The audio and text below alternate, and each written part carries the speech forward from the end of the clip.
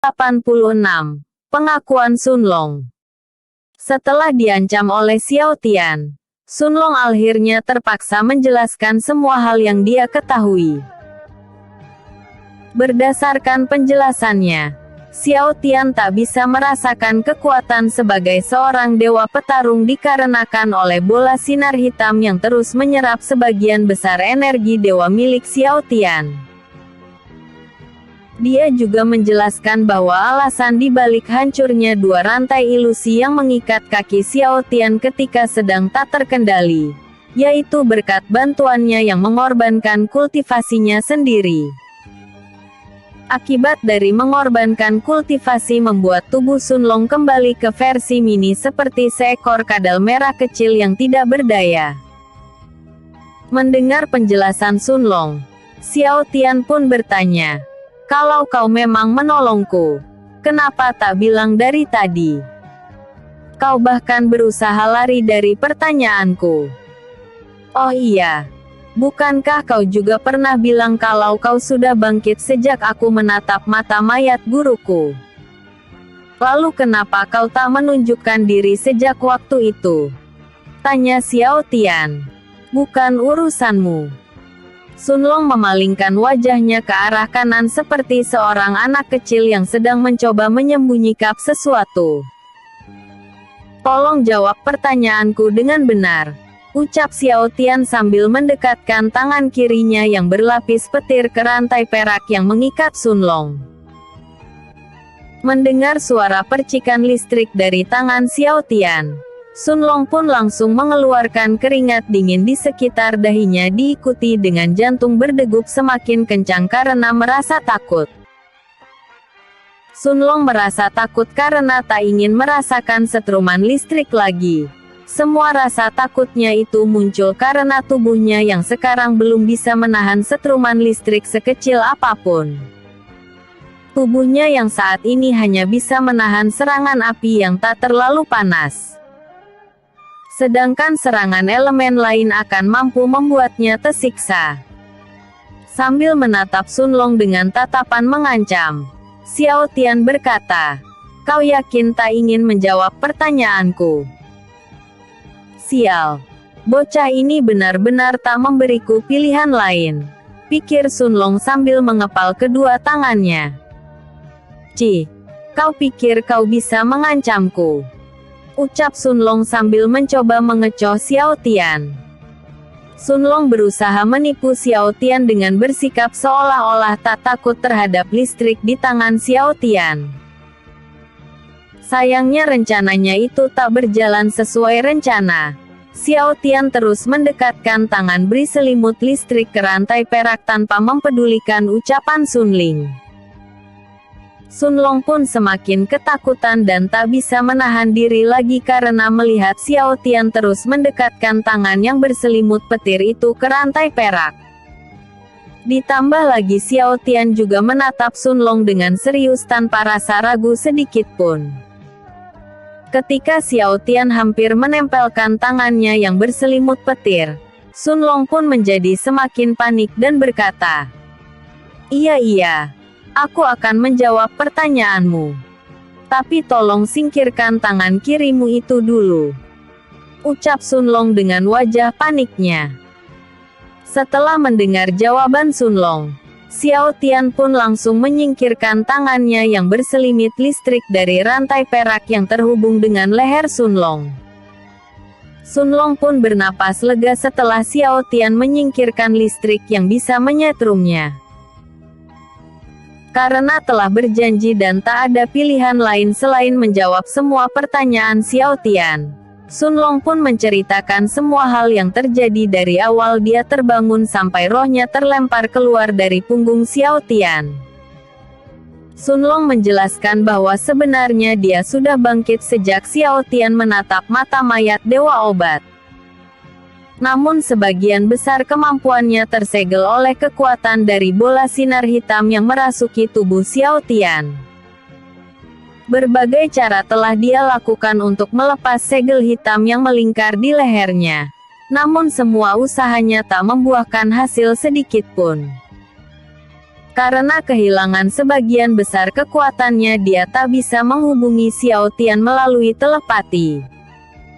Jangankan telepati, untuk berbicara saja dia mengalami kesulitan. Ketika Xiao Tian di luar kendali, rohnya pun berada di alam pikiran tempat Sun Long berada. Sehingga Sun Long dapat melihat roh Xiao Tian dengan jelas. Akan tetapi Xiao Tian tak dapat melihatnya karena Sun Long berada jauh di belakang punggungnya. Selain itu, roh Sun Long pun bernasib sama seperti roh Xiao Tian. Dia juga terikat oleh rantai ilusi yang mencegahnya bergerak. Akan tetapi rantai ilusi yang mengikat tubuh Sun Long jauh lebih banyak karena sejatinya dia tak memiliki sedikit pun elemen cahaya. Sedangkan Xiao Tian hanya terikat oleh 2 buah rantai ilusi di kakinya karena masih memiliki sedikit elemen Qi tipe cahaya. Oleh karena itu, Xiao Tian masih bisa bergerak dan berusaha melawan. Sedangkan Sun Long tak bisa melawan rantai ilusi sedikit pun. Alhasil dia tak bisa menggerakkan badan serta mulutnya untuk memanggil Xiao Tian. Melihat Xiao Tian sangat kesulitan melepas rantai ilusi, Sun Long tak punya pilihan lain selain mengorbankan kultivasinya untuk membebaskan tuannya itu. Dia melakukan itu karena semakin lama Xiao Tian terikat rantai ilusi, maka kesempatan untuk melepaskan diri dari belenggu sinar hitam akan semakin berkurang. Setelah mengorbankan kultivasinya untuk menolong Xiao Tian, tubuh besarnya menyusut hingga ke ukuran mini. Sayap di punggungnya pun menghilang sehingga dia kembali terlihat seperti seekor kadal merah biasa. Tak hanya itu, sejak saat itu dia juga menjadi begitu lemah dan tak berdaya karena kehilangan semua kultivasinya. Tepat setelah Sun Long kembali ke ukuran mini, rantai ilusi di kaki Xiao Tian pun hancur tak berbekas. Bersamaan dengan hancurnya rantai ilusi, roh Xiao Tian pun menghilang dari pandangan Sun Long karena kembali ke alam nyata di mana tubuhnya berada. Setelah Xiao Tian berhasil lepas dari ikatan rantai ilusi, Sun Long pun tersenyum lega. Akan tetapi segel hitam di lehernya tak kunjung menghilang. Begitupun 4 buah rantai ilusi yang terus mengikatnya. Tak hanya ikatan yang terus semakin kencang dan menyakiti Sun Long, aura hitam pun perlahan merambat dari ujung rantai ilusi sampai menempel ke pergelangan kaki dan tangan mungil Sun Long. Perlahan tapi pasti, aura hitam terus merambat menyelimuti tubuh Sun Long, dan berusaha menelan roh Sun Long hidup-hidup. Karena tak bisa melakukan apapun terhadap aura hitam yang mencoba menelannya, Sun Long pun mulai pasrah dan berserah diri. Namun tepat ketika aura hitam hampir menelannya hidup-hidup, tiba-tiba saja semua aura hitam yang hampir menelan seluruh tubuhnya pun menghilang tanpa sisa. Tak lama setelah itu, sebuah bola sinar putih muncul entah dari mana, lalu merasuki tubuh mungil Sun Long yang masih terikat rantai. Bersamaan dengan masuknya sinar putih ke perutnya, seluruh tubuh Sun Long langsung bersinar begitu terang, mengeluarkan sinar putih yang menyilaukan mata. Setelah sinar putih menyelimuti tubuh Sun Long, keempat rantai dan lingkaran hitam yang melingkar di lehernya pun mulai hancur tanpa sisa. Belum sempat Sun Long memahami apa yang baru saja terjadi, tiba-tiba saja terdapat gelombang kekuatan yang mendorongnya keluar dari alam pikiran dan berakhir menabrak tembok karena sinar putih yang belum menghilang dari tubuhnya. Setelah mendengar penjelasan Sun Long, Xiao Tian pun menganggukkan kepalanya. Tanda bahwa dia telah memahami semua maksud ucapan Sun Long. Aku mengerti. Dengan kata lain, Dewa Petir telah membebaskanmu dari belenggu sinar hitam. Dia juga pura-pura tidak tahu mengenai ketidakberdayaanmu agar kau mengakui semuanya sendiri. ucap Xiao Tian sambil mengerutkan dahinya. Karena tak terima terhadap ucapan Xiao Tian yang menyinggung kekalahannya terhadap sinar hitam. Wajah Sun Long pun langsung terlihat kesal. Setelah menarik napas begitu dalam, dia pun berkata, "Siapa bilang kalau aku tak berdaya? Kaulah yang tak berdaya. Seorang kaisar iblis sepertiku tidak akan mungkin kalah dari sinar lemah seperti itu. Andai saja kekuatanku sudah kembali, aku pasti sudah menghancurkan bola sinar hitam itu dari tubuhmu," jawab Sun Long dengan nada tinggi. Sun Long merasa kesal karena Xiao Tian mengungkit tentang kekalahannya yang tak mau dia akui. "Oh." Xiao Tian menatap Sun Long dengan tatapan datar. Tanpa menghiraukan Sun Long, dia pun langsung tidur menghadap Su Yan. "Hei, tunggu, jangan abaikan aku. Kalau kau ingin tidur, batalkan kontrak kita dan lepaskan rantai perak ini," bentak Sun Long. Xiao Tian menatap Sun Long dengan tatapan dingin lalu berkata, "Apa kau ingin disetrum lagi?" Seketika Sun Long langsung menutup rapat-rapat mulutnya lalu berpura-pura tidur di belakang punggung Xiao Tian. "Sialan. Kenapa aku harus bernasib seperti ini? Aku rindu masa jayaku sebagai salah satu kaisar iblis." Setelah menutup mata mereka cukup lama, Su Yan membangunkan Xiao Tian setelah berjaga menggantikan Tai Wu. "Maaf ketua. Aku harus membangunkanmu. Sekarang giliranmu berjaga." "Aku sudah berjaga cukup lama setelah menggantikan Tai Wu," ucap Su Yan sambil menggoyang-goyang tubuh Xiao Tian. Setelah membuka matanya, Xiao Tian langsung menatap Su Yan dan berkata, "Ah, sudah giliranku ya. Baiklah kalau begitu." Xiao Tian berjalan keluar rumah lalu berjaga di atas atap sambil mengawasi seluruh wilayah sekitar. Sedangkan Sun Long terpaksa ikut ke atas atap, karena rantai perak yang terhubung dengan tangan kanan Xiao Tian.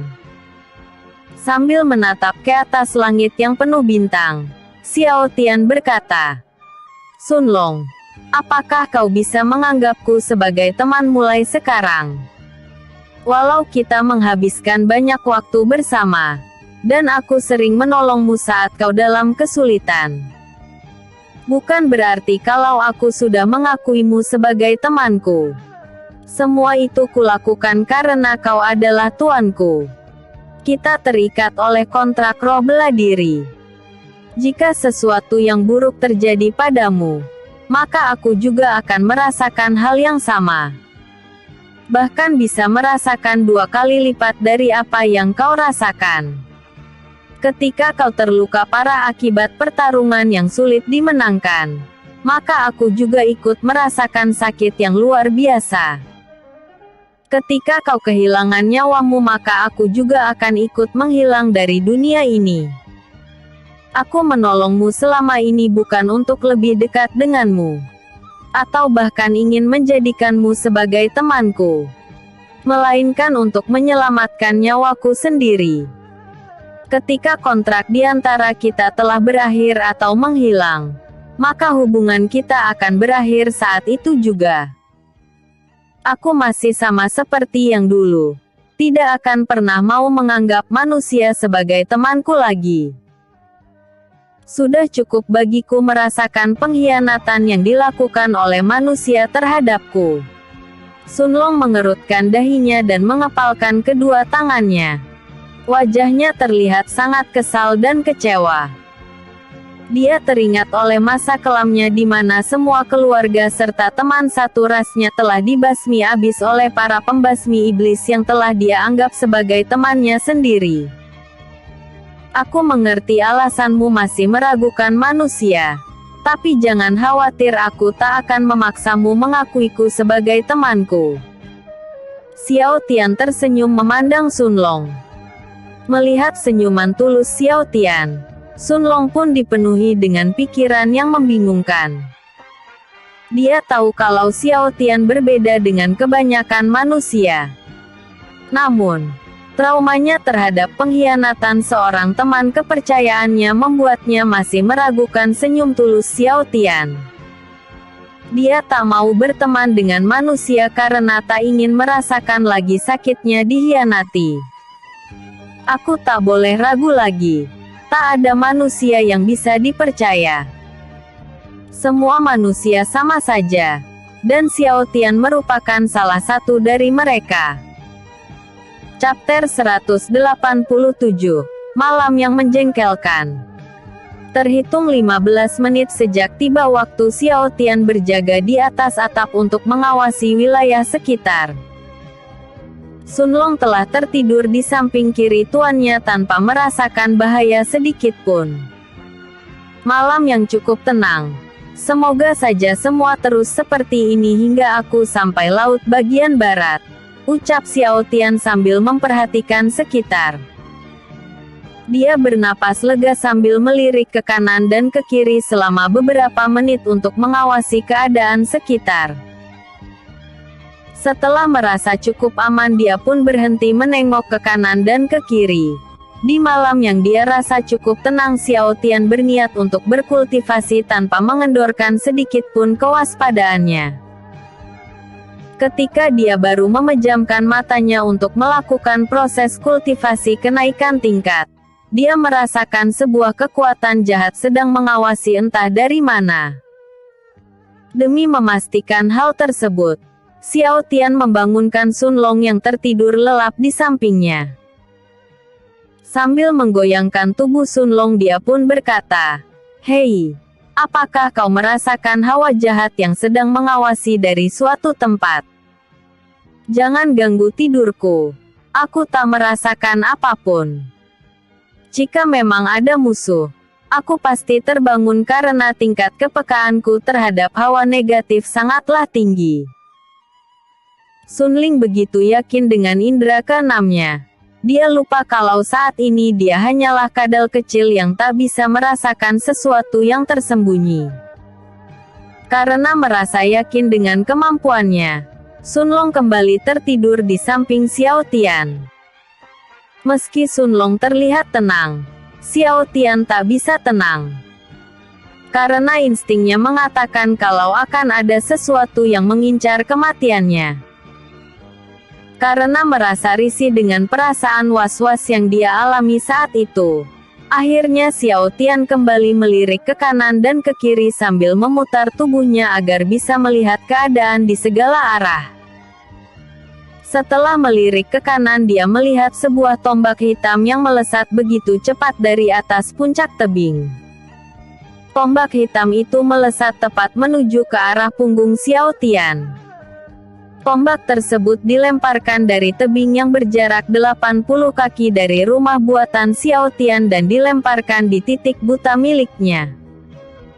Namun karena Xiao Tian masih memiliki fokus yang cukup baik, dia pun sanggup menghindari tombak hitam tersebut dengan mudah. Dia menghindari tombak tersebut dengan melompat ke arah kanan dengan kekuatan penuhnya. Ketika Xiao Tian sedang melompat ke kanan untuk menghindari tombak hitam, leher Sun Long tertarik oleh rantai perak yang menempel di tangan kanannya karena Xiao Tian melompat terlalu tinggi hingga melewati batas jarak yang telah ditentukan. Uhuk! Sun Long batuk karena lehernya tercekik rantai perak yang muncul kembali. Mendengar suara batuk Sun Long, Xiao Tian pun langsung melirik ke arahnya. Sadar bahwa tombak tersebut akan mengenai Sun Long, Xiao Tian pun terpaksa melakukan hal yang bisa menyakiti Sun Long. Dia langsung menarik rantai perak dengan sekuat tenaga sehingga membuat Sun Long tercekik kesakitan. Meski agak keterlaluan, berkat gerakan Xiao Tian yang cukup cekatan tersebut berhasil menolong Sun Long dari ancaman tusukan tombak hitam yang mengeluarkan hawa kematian. Namun karena tak menyadari bahwa alasan Xiao Tian menariknya dengan begitu keras yaitu untuk menolongnya, Sun Long pun langsung menamparkan Xiao Tian saat telah berada di pelukannya. "Plak! Apa kau ingin membunuhku?" bentak Sun Long dengan tampang kesalnya. Kenapa kau menamparku tanpa pikir panjang? Bentak Xiao Tian dengan kesal. Kenapa kau bilang? Apa aku tak boleh marah setelah kau menyiksaku ketika sedang tertidur? Tanya Sun Long sambil memegang kerah pakaian Xiao Tian. Ah maaf. Aku terpaksa menarik rantai perak demi menyelamatkanmu. Sambung Xiao Tian dengan nada rendah. Menyelamatkanku dari apa? Tanya Sun Long sambil menatap mata Xiao Tian. Mereka bicara saat masih melompat ke atas udara. Karena Xiao Tian melompat terlalu tinggi di saat mengetahui ada serangan kejutan. Setelah mendengar pertanyaan Sun Long, Xiao Tian pun berkata, "Lihatlah ke bawah." Xiao Tian menjawab ucapan Sun Long sambil menatap ke arah tombak hitam inak menancap ke tanah. Setelah mendengar jawaban Xiao Tian, Sun Long pun langsung menoleh ke belakang. Akan tetapi yang dia lihat hanyalah daratan kosong yang terbentang luas. Apa kau mencoba mempermainkanku? Aku tak melihat apapun selain rumah buatanmu dan darstan luas yang tak berpenghuni. Bisakah kau jelaskan alasan mencekik leherku? Tanya Sun Long dengan kesal. Tadi ada tombak hitam berlapis hawa kematian yang hampir menusukmu. Berkat pertolonganku tombak tersebut tak mendarat di perutmu, tapi menancap ke tanah di sekitar rumah buatanku. Kalau memang ceritamu benar, lalu di mana tombak hitam yang kau maksud? Tanya Sun Long dengan kesal. Tombaknya tenggelam ke dalam tanah. Jawab Xiao Tian dengan nada serius. Apa maksudmu? Bagaimana mungkin tombak bisa tenggelam di dalam tanah tanpa menyisakan bekas sedikit pun? Berhenti berbohong padaku dan katakan yang sebenarnya. Bentak Sun Long sambil menarik kerah pakaian Xiao Tian. Aku mengatakan yang sebenarnya. Dengan mata kepalaku sendiri aku melihat tombak itu tenggelam ke dalam tanah. Tegas Xiao Tian mencoba meyakinkan Sun Long. Jangan bicara omong kosong. Aku tak merasakan hawa kematian sama sekali. Bahkan tak ada bukti fisik bahwa tombak hitam karanganmu itu benar-benar ada. Jadi jangan berbohong padaku, manusia. Ucap Sun Long dengan nada ketus. Tak kusangka ketidakpercayaanmu terhadap manusia masih sebesar ini. Kupikir kau sudah melupakan semua kekecewaanmu di masa lalu karena bisa tidur di sampingku dengan begitu nyenyak. Ucap Xiao Tian sambil menghela napas. Bukan maksudku tak mau mempercayaimu. Tapi perbuatanmu yang tadi benar-benar menyakitiku sedangkan alasau benar-benar tak masuk akal. Jelas Sun Long sambil melepaskan kerah baju Xiao Tian. Setelah kaki Xiao Tian kembali mendarat ke atap rumah buatannya, 15 buah tombak hitam melesat kembali dari puncak tebing. Tombak apa itu? Ucap Sun Long sambil melihat tombak hitam yang berjarak cukup jauh dari belakang punggung Xiao Tian. Tombak. Xiao Tian membalikkan badannya karena mendengar ucapan Sun Long. Jika Sun Long tak mengatakan ada tombak yang melesat ke arah mereka dari tempat yang cukup jauh, Xiao Tian pasti tak akan menyadarinya sampai tombak tersebut berjarak beberapa kaki dari tempatnya.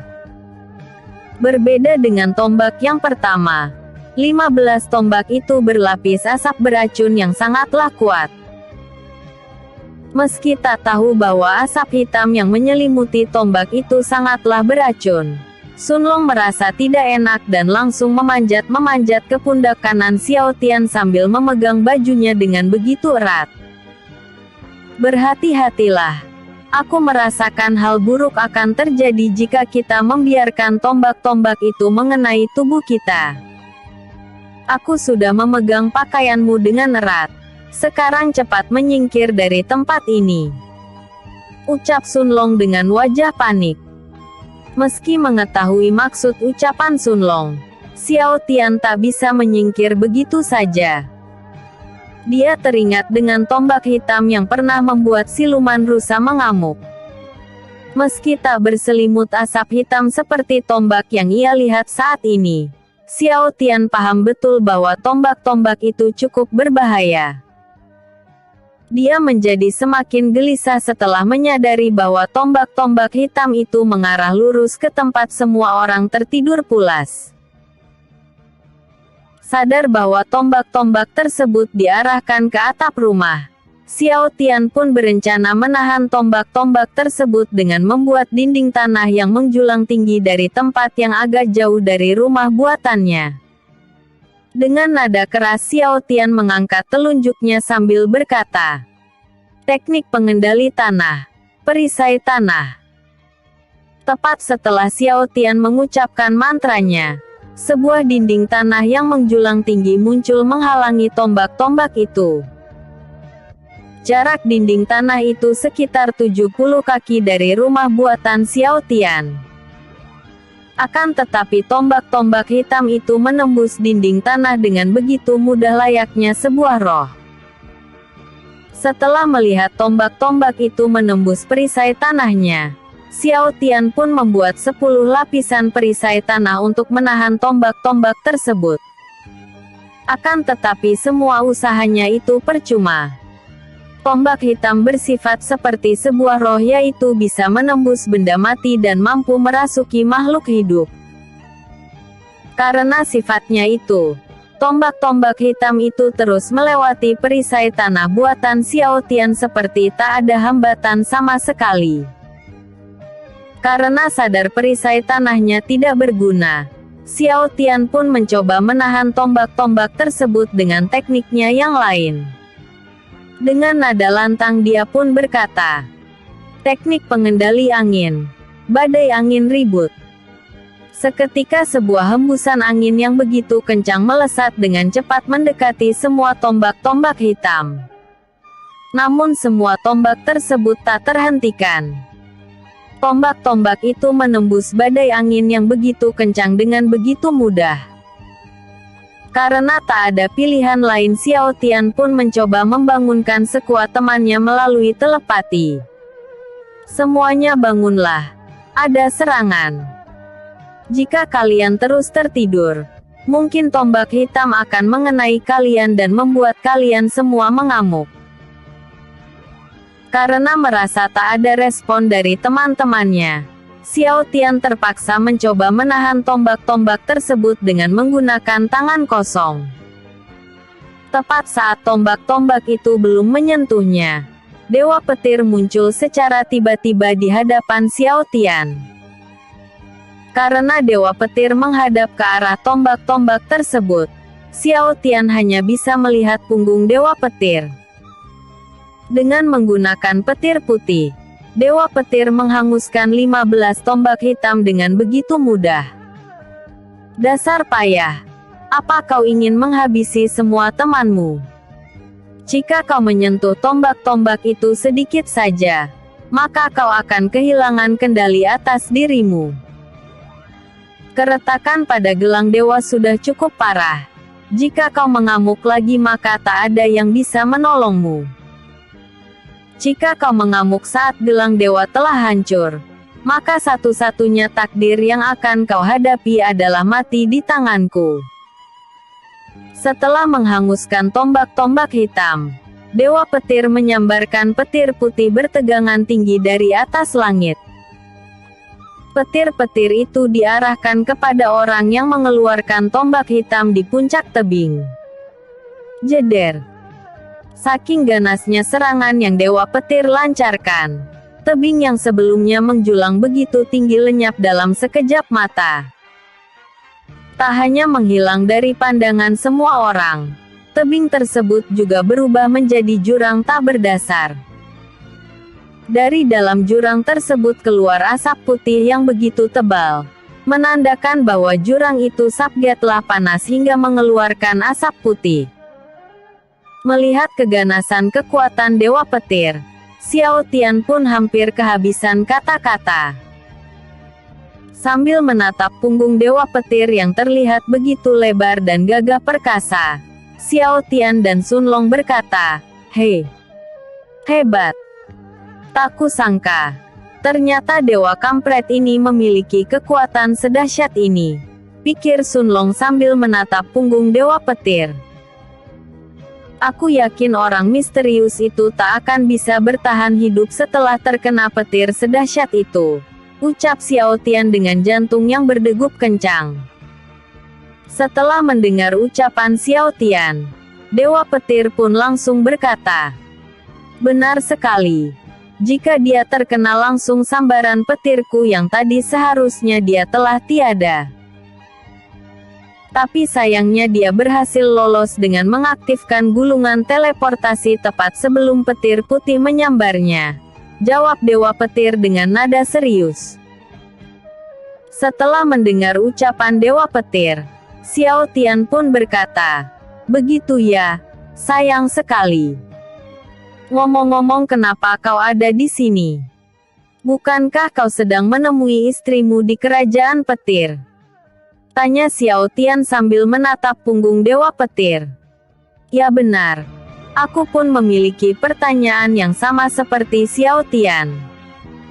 Kenapa kau kembali kemari dengan begitu cepat, dewa konyol?" tanya Sun Long sambil menatap dewa petir. Jika kalian ingin tahu alasannya, maka berjanjilah agar tidak tertawa. Karena kalian akan mengetahui jawabannya setelah aku membalikkan badanku," ucap dewa petir dengan nada serius. "Baiklah. Kami berjanji tak akan menertawakanmu.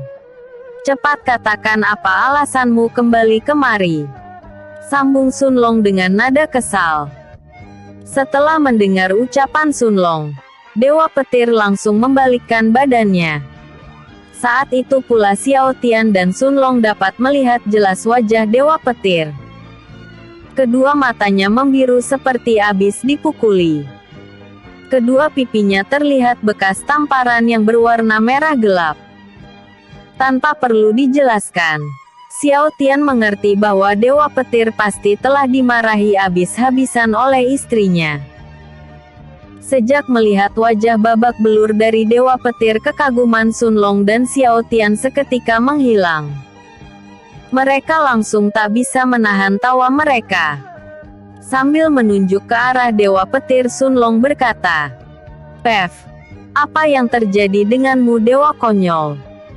Mata Sun Long sedikit berair karena mencoba menahan tawa.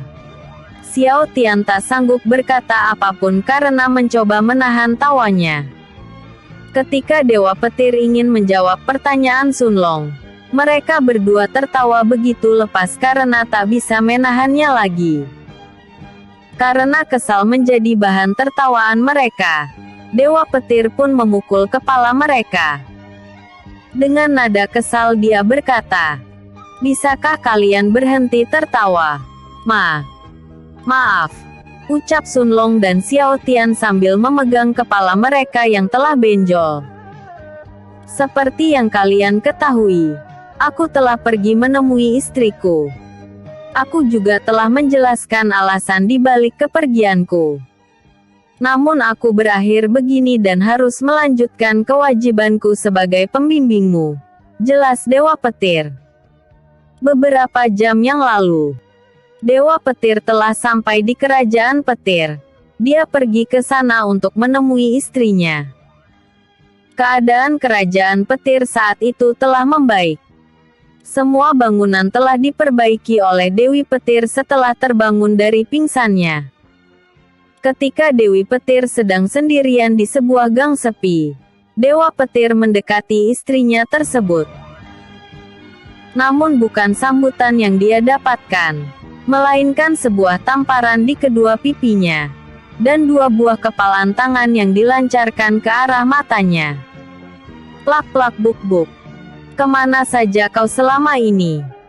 bentak Dewi Petir sambil menamparkan pipi kiri dan kanan dewa petir. Setelah puas menamparnya, dia langsung mendorongnya hingga tergeletak di tanah. Setelah Dewi Petir berhenti menamparkan wajahnya, dewa petir langsung menatap istrinya dengan muka memelas sambil berkata, Ampun istriku. Semua ini ada alasannya.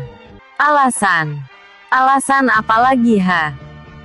Jangan bilang kau sudah menikah dengan wanita lain ketika menghilang begitu lama, ucap Dewi Petir sambil menyiapkan jurus di kedua tangannya. Gawat. Kalau begini terus aku akan habis. Aku harus membongkar misi rahasiaku agar tak mendapat penyiksaan yang berlanjut, pikir Dewa Petir dengan jantung yang berdegup kencang. Kenapa kau diam saja?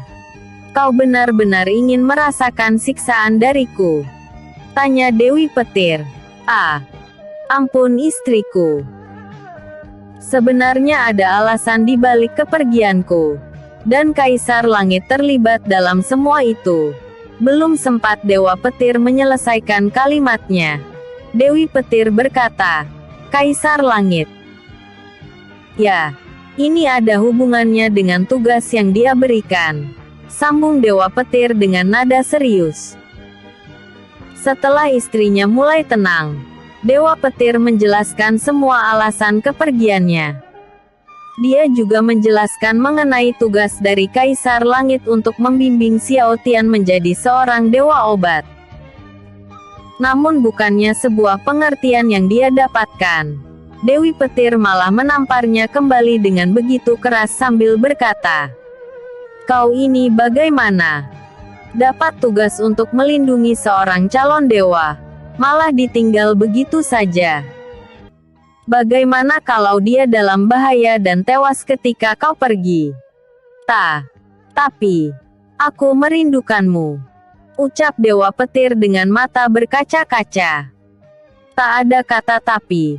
Cepat pergilah temui calon dewa obat itu, bentak Dewi Petir dengan tatapan dingin. Setidaknya peluk aku terlebih dulu, ucap Dewa Petir dengan wajah memelas. Dewa Petir mengharapkan pelukan hangat dari istrinya dengan memasang tampang memelas. Sayangnya Dewi Petir tak kunjung luluh. Dia malah terus memasang tatapan dingin sambil menatapnya dengan kesal. Berhenti bermimpi. Walau aku istrimu, aku tak akan mau memelukmu lagi. Aku masih marah padamu, ucap Dewi Petir dengan tatapan dingin. Tapi belum sempat menyelesaikan ucapannya, Dewi Petir mengancam Dewa Petir dengan berkata, tak ada kata tapi. Jika kau tak pergi juga dari sini, maka aku akan menendang burung peliharaanmu. Baiklah. Dewa Petir pergi meninggalkan istrinya untuk menemui Xiao Tian, karena tak ingin burung kesayangannya jadi bulan-bulanan istrinya.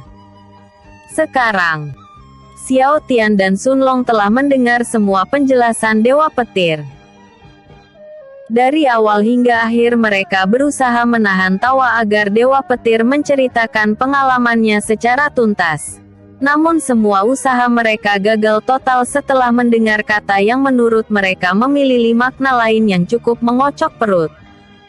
Burung kesayangan, ucap Sun Long dan Xiao Tian sambil menatap mata mereka satu sama lain. Setelah bertatapan satu sama lain, kemudian mereka berdua menatap perit Dewa Petir lalu menurunkan pandangan mereka hingga terfokus ke area bawah perutnya. Jangan bilang maksudmu burung muyang. Xiao Tian melihat ke arah bawah perut Dewa Petir. Melihat Sun Long dan Xiao Tian terfokus pada pusaka rahaisannya, dia pun langsung memetong pembicaraan. Apalagi kalau bukan burung yang menjamin masa depanku, jelas Dewa Petir. Xiao Tian dan Sun Long pun tertawa terbahak-bahak setelah mengerti maksud Dewa Petir. Mereka tak bisa menahan tawa mereka lagi karena yang mereka dengar terakhir kali merupakan hal yang terlalu lucu bagi mereka. Dewa Petir merasa kesal karena menjadi bahan tertawaan Sun Long dan Xiao Tian. Meski bisa menghentikan tawa mereka dengan menggunakan ancaman, dia tak melakukan hal tersebut karena tahu bahwa sejak awal mereka sudah berusaha keras menahan tawa sambil mendengar penjelasannya. Malam itu pun menjadi malam yang menjengkelkan bagi Dewa Petir karena menjadi bahan tertawaan Sun Long dan Xiao Tian. Kalian ini, bukankah kalian berjanji untuk tidak tertawa? Bentak Dewa Petir dengan keras. Setelah mendengar bentakan Dewa Petir, Xiao Tian dan Sun Long berhenti tertawa. Maaf, kami tak bisa menahannya lebih lama lagi, ucap Xiao Tian dengan tangan yang menutupi mulutnya sendiri. Dia sedang mencoba menahan tawa agar tak membuat Dewa Petir marah. Sun Long pun menutup mulutnya sama persis seperti yang Xiao Tian lakukan. Mereka memang berhenti tertawa terbahak-bahak, tapi di dalam hati mereka masih menertawakan kejadian konyol yang dialami Dewa Petir. Karena Dewa Petir bisa membaca pikiran Xiao Tian, dia pun menjadi semakin kesal. Tapi karena tak bisa mengontrol pikiran Xiao Tian, akhirnya dia pasrah dan hanya bisa mengomeli mereka sepanjang malam. Terima kasih karena sudah menyempatkan diri untuk membaca novel sederhanaku ini. Jangan lupa like, komen dan vote ya biar autor makin semangat update. Komentar dan like kalian adalah penyemangatku. Maaf kalau belum bisa nulis dengan terjadwal. Karena autor punya dunia nyata yang harus diurus. Episode sebelumnya. Chapter 186. Pengakuan Sun Long. Episode berikutnya. Chapter 188. Nasib buruk Sun Long.